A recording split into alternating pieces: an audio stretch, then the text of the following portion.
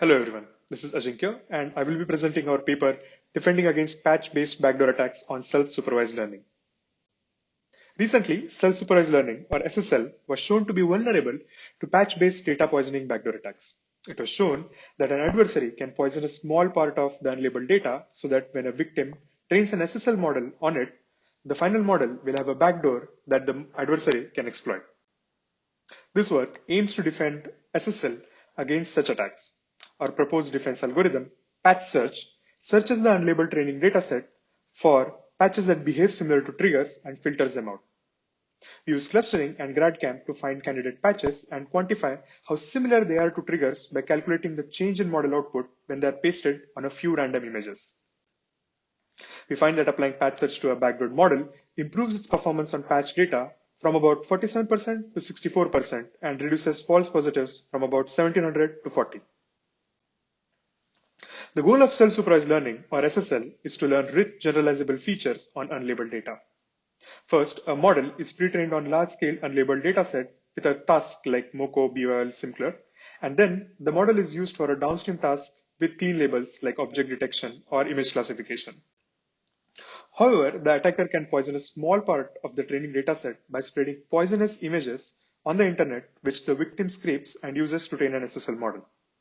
The resulting model is backdoored such that for any image containing the trigger, the model always predicts the poison category. Otherwise, the model behaves normally. The goal of this work is to defend SSL against such backdoor attacks. Note that we focus on patch-based attacks since they are more practical than image-wide perturbations. However, there are a few challenges that make achieving this goal difficult. Firstly, we have no access to trusted or labeled data. We don't know anything about the trigger appearance or the location, and the dataset is very huge with very few poisons in it. For instance, our dataset has 128,000 images with only 650 poisons in it. There has been a lot of work on defending against backdoor attacks in a supervised setting. These include defenses like Sentinel and Februs that use ideas similar as ours. However, they require labels and hence cannot be applied in the setting of SSL. Nevertheless, there are a few supervised defenses which do not directly rely on labels and can be applied in SSL. For example, one defense uses strong augmentations like cutmix to suppress backdoor learning. Finally, a knowledge distillation-based defense that uses unlabeled but trusted data can also be used. However, it requires a large amount of trusted data to retain accuracy. Our solution is a three-step defense.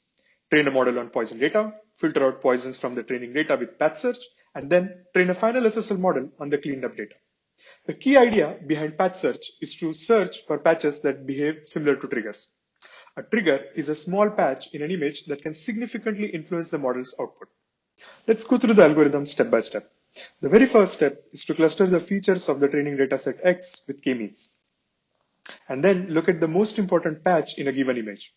We use the cluster centers as classification weights and cluster assignments as pseudo labels in GradCam for generating importance heat map. Then we crop a W by W region containing maximum importance scores. This is called as the candidate trigger. Next, in step C, we calculate the poison score of a given image Xi. Poison score quantifies how much a patch behaves like a trigger. We paste the candidate trigger extracted in previous step on a set of random images called the flip test set and calculate poison score as the number of images that flip to the cluster of the trigger. In the figure, Xi is assigned to C2 cluster while 2 images flip to the cluster of C2, hence the poison score is 2.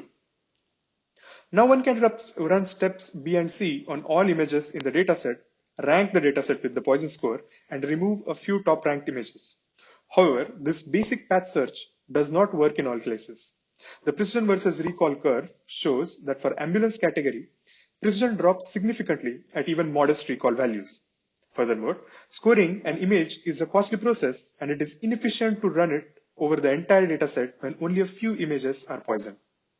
The problem of efficient search is solved with a procedure called as iterative search that focuses on scoring images from highly poisonous clusters.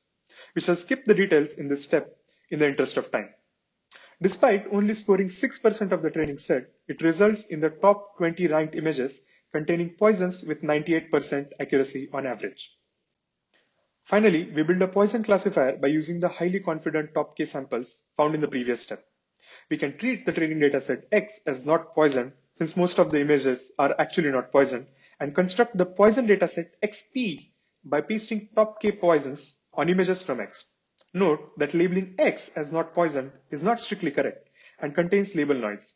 But this should not be a problem as long as we can prevent overfitting. From the table, we can see that the recall value is very high at the end of step E.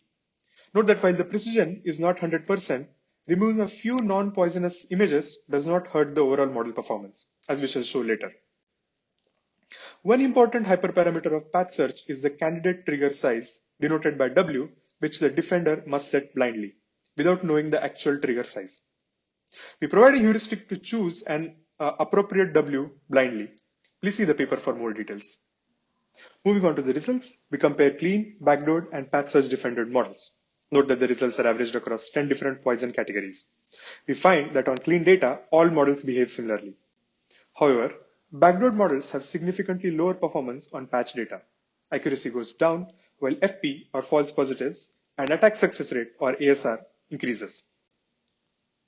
However, once the models are defended with PatchSearch, patch data performance goes up significantly.